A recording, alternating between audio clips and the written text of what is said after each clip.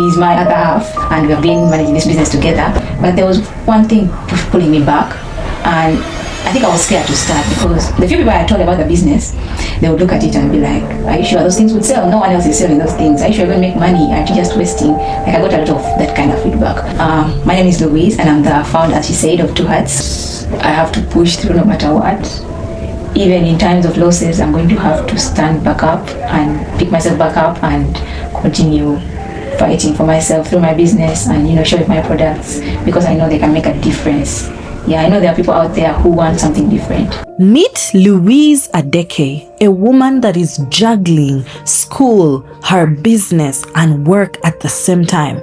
If you are looking for multi-talented women, here is her story. So Two Hearts is basically my business that I started at Two Hearts. I started it by making bracelets and jewelry, and then I advanced slowly to making necklaces, phone charms, and that kind of, pieces that people like, the jewelry part.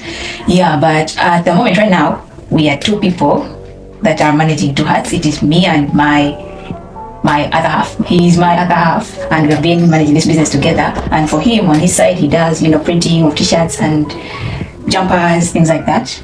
Yeah, but the motive for Two Hearts wasn't just to make bracelets just because I want the money or what. I saw a certain gap in the market here in Uganda that the kind of bracelets I was seeing were usually very, very common ones, and I had a passion for making another different kind. I think the one that I used to see, I'm someone who used to watch YouTube a lot, and I'm someone who scrolls Pinterest a lot. Mm-hmm. So when I saw this kind of bracelets, I was like, no, I can make it, and I'm someone who has always been interested in making jewelry. I've always been interested in fashion. In fact, if you ask my parents, I wanted to do fashion as a course.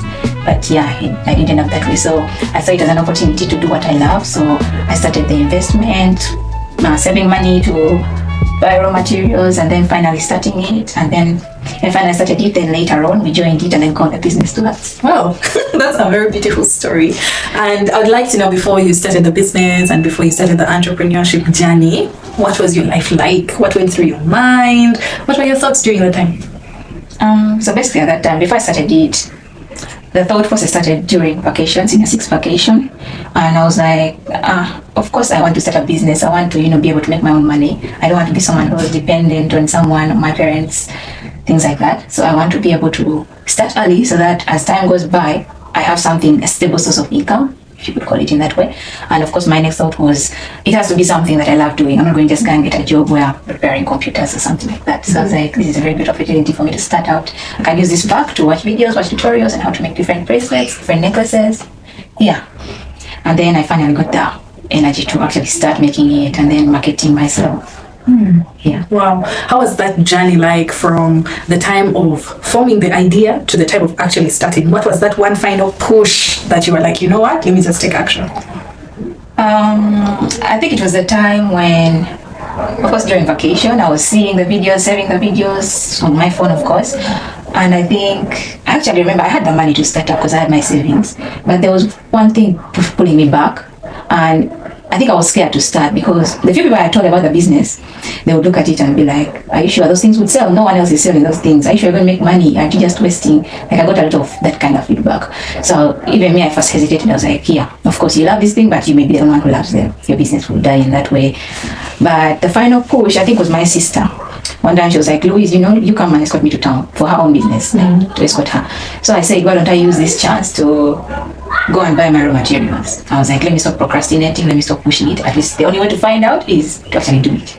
So I went, I bought my raw materials. I was very happy. And yeah, I started making bracelets slowly by slowly, learning new patterns, and yeah. Wow. Would you say that there was a moment in your childhood that influenced who you are today? I can't give one particular moment, but if I remember, as a child, I'm someone who loved designing. I love to piece my outfit together and make sure that I love how it looks. I always love designing spaces. Actually, there's one event that I think, I'm not sure if anyone else does it, but I think it's unique to me only in the whole world. I don't know if there's anyone out there, but at home we have like the corridor to our rooms. There's a neck tray. So whenever we have eggs and maybe mama's removed some eggs, whenever I pass by, I would feel irritated that they're disorganized, and I would try to arrange them in a pattern. Always. And then she comes and removes maybe 5 eggs, and then I find another pattern to arrange them in. And I remember one time Daddy passing by and he's like, who's always arranging these eggs? And I was like, yes, I just love designing unique stuff. So I feel like I had a passion from back then. Wow. So what problem were you trying to solve by designing these pieces and jewelry? I was solving the problem of maybe limited variety. I think that's what I was looking at, because of course I can make these other kinds of bracelets, the common ones, but I knew there would be someone else who would love my work, someone else out there who wants something unique. Because there are people who buy something because it's unique. Like, I bought this thing because it's unique, not because it's popular. Or that's what I was looking at, basically. Amazing. And if you could rewind to the first day that you decided to start, what goal were you trying to run towards, and what is it that you were trying to leave behind? I was basically running towards 2 main goals at the time I started. The first one was I wanted to be able to rely on myself. I'm not someone who likes asking people for help or something. So I was like, of course, if you want to end up not asking people for help, you have to find a way right now to be able to make your own money, your side money, in that kind of way. And then the second one was that I just wanted to explore my passion. Since it was a passion, I loved the idea of making this kind of bracelet that I've never seen before around. Wow. And how did that turn out? Did it meet your expectations when you started? Was it everything you dreamed it would be? Partly yes, partly no. It was good in a way that the people who bought my products, like everyone that bought my products, was complimenting them and saying they're really good. I don't know why they're not out there, something like that. And at least that gave me, that's what I was looking for. Like, yes, I want unique products and that people appreciate as good products. And then on the negative side, of course, sales were low. Maybe because I wasn't marketing as much, but sales were low. And then also a lot of people don't understand what I'm doing. Someone would be like, oh, that's not what I know. I'm looking for the other kind. They want what they know. Okay, so is there something that you underestimated when you decided to start on this journey? What is the thing that you underestimated, or did not think about, or didn't see coming? I think I didn't see the hardship that would come with having to sustain my business and to continue, having the heart to continue producing, making products and marketing. I didn't see that part of it. I was just like, I'm going to make my products, I'm going to sell them. Actually, most times when entrepreneurs are starting out, the passion drives them and they don't realize that there's the hard work that just needs to be done, which is the marketing. So how did you overcome that hurdle and get to a point where things were a bit more smooth flowing? I basically just held my head high, because I knew every successful person, or every person that has at least made it out better, has been able to push through all the negativity, all the setbacks. If your business fails, you're going to start again and give it another try. So that's what really pushed me and kept me going. And then also one time, that was when we joined the business, my part and his part. We decided that at the beginning of the semester, because usually there is the university, they call it the bazaar, where students can go and buy products. So we booked a place at Moobs, and we said, let's face it like these entrepreneurs face it. Let's see how it is out in the market. So we went, and it taught us a lot, actually. Wow, would you be willing to share some of those lessons? I'm excited to hear. The first was, I think we were expecting, because we looked at all our products and we were calculating, like, if we sell all of this, we're going to get this amount. If we sell all of this, we're going to get this amount. And we were so excited, like, what does this have for us? We weren't seeing, the negative side, like, I think those people really, I won't call it suffering, but, hustle a lot, because the sunshine, first of all, they're having to come to customers, to look for customers, to explain to customers, and to wait there. All of that, we were just finding out there. This is what these people we pass by every day go through, and it taught us that. And then another thing was that, of course, sales were way lower than expected. You come a day and you find like you get only 5 customers buy, and you're like, this is demoralizing. But in a way, we kind of saw it on the positive side. It gave us an idea of what the outside world is like, and it's not going to be easy. Wow, and I'm glad that through all of that, you kept on growing. What would you say is the most painful lesson that you've learned in the past 12 months? The most painful lesson is that not everyone will be there to support you. Like, of course, you're going to have a business and there are people you're going to expect, like, so and so is going to support me. there's no way this person can support me, and then you'd be surprised to find out that this person is actually against what you're doing. They're not supporting, or maybe they're not supporting as much as you thought they would have. Yeah, so it kind of brings you to a realization that it's on you and your goal. Yeah, that have to fight for, what you're aiming for. Yeah. Okay, tell me about a moment when you almost gave up. What was going through your mind, and how did you overcome that to keep pushing with your business? A moment that I almost gave up. I think it was a few months back, like 5 months back, when I think I had reduced on making the bracelets. I think I didn't have the morale to do it, to continue doing it, even though I knew that I loved it. So at some point I started asking myself, what's the point of doing these things? Yes, I'm getting money, but what's the point if I'm not getting as many customers as I had thought? Yeah. So I almost just said, you know what, let me sell whatever is remaining, and I stopped there. But then I realized that this is a dream I've been having. If I just give up on it, how many more dreams am I going to give up on? Yeah. And I just going to get a job somewhere and then be like, I don't feel like working, and quit and go and sit home. No. I have to pull myself back up because I don't want to depend on anyone. I don't want to suffer. I don't want to have the victim mentality. Yeah. Wow. That's such an amazing. What did being a founder take away from you that people don't usually see or even notice? I think it took away my ability to, I don't know if I should say took away, or it made me understand that, since it made me understand that not everyone would be like in support, like it enabled me to understand that you have to let some people go in your life. Some people are just going to be there to pull you back. So since some people were not there for me, of course, I'm not going to continue with them, something like that. So I had to kind of realize that and understand that I have to do this alone or with the people that are supporting me. So it kind of took away a few relationships. Wow. So if someone followed you for 24 hours, what would they learn about you or your mindset or your discipline? I think if someone followed me for 24 hours, they would learn that I'm a person who acts on something basing on how I will not act on something basing on what other people tell me. Like, you will literally come and tell me, yes, your business is bad, you're making bad products. Of course, yes, it may hurt me, it may make me feel things or feel bad, yeah, but I will not take your word for it. I will literally use your word against you. I'll be like, you said I can't do this, now I'll show you that I can do it. So I kind of try to rechannel that energy. Yeah. Wow.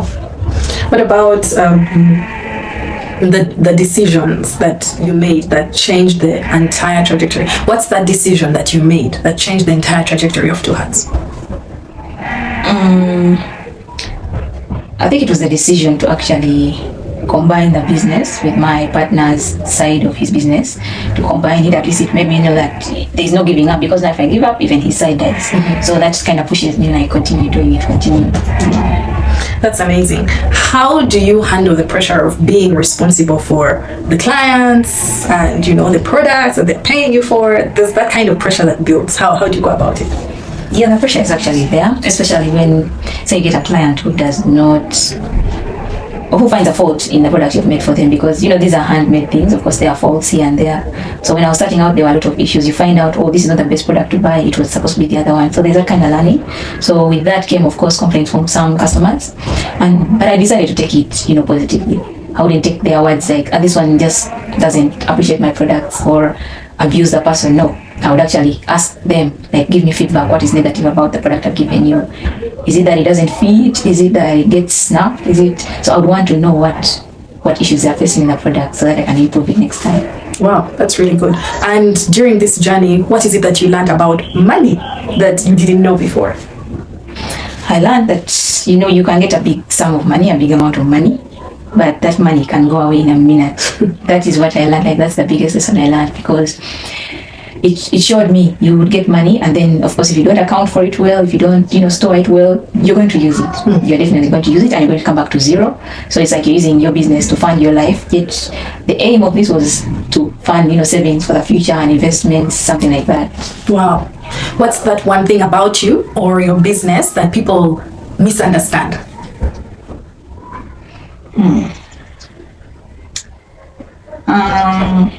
That people misunderstand, I think it's the way the products themselves, because they are different. I feel like people don't really understand the essence of why I make them.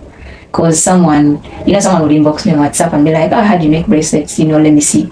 And then you show them and they're like, this is not what I'm looking for. But deep inside, I know like this could be a good product. So people don't understand that I'm trying to bring out difference, like it's something different. I'm trying to bring out something different to the world.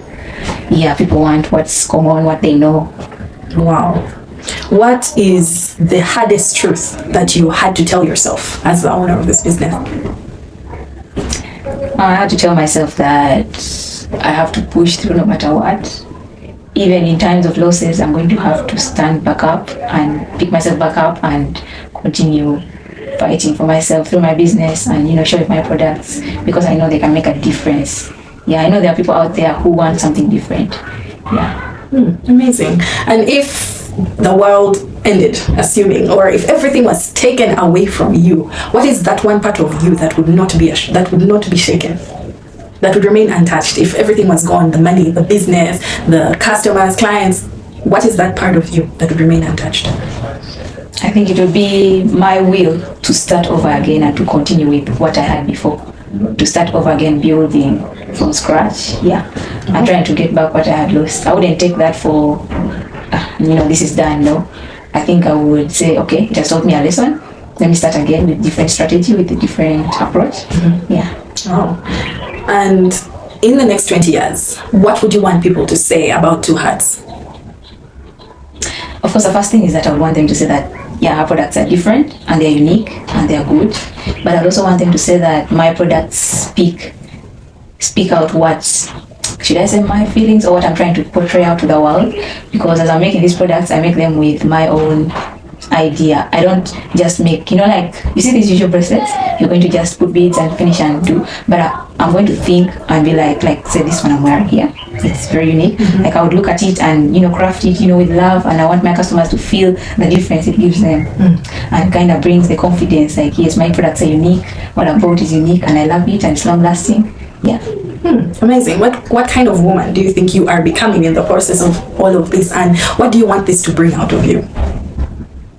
I want this to bring out the side of me that is not willing to, is not afraid to give chances to everything she wants to try. So I want to be someone who gives a chance to everything. I'll do it. At least I'll do it for the plot. Like, I want to do this. Why would I suppress it just because my people don't understand it? Why would I suppress it just because no one's going to buy my product? Mm-hmm. That's not the mindset to have. Yeah. If you could go back in time and give younger Louise a message, what would you say to her? I would tell her that it's not the end of the world. Even when you feel like everything around you is crashing out, just make sure you do what is right for you, what you think is right for you. It's not always good to follow people's advice sometimes. Yeah, follow your heart and do what you know is right for you, and you'll be good to go. Wow. You make it. That's amazing. There's someone out there that's watching this video and probably they want to start or are afraid to start. What advice would you give to them? I'd probably tell them to just go for it. Do not wait. If you have an idea that is especially unique, since that's what I'm mostly embodying, is mostly unique, just go for it and give it a try. Of course, you're never going to know if you don't try. Yeah, you would find people who would love your products, who will support you. It's always tough. It's always going to be tough for you, but that is not a reason for you to give up. Just go for it. Wow. Amazing. Thank you so much for joining us on this interview. And I'm sure that someone out there is going to be really inspired. And if you're out there listening to this, remember to be your unique self, just like Louise is, and also to continue to push forward, even in the hard times. I remain Dr. Lisa Tumwine, your mindset coach.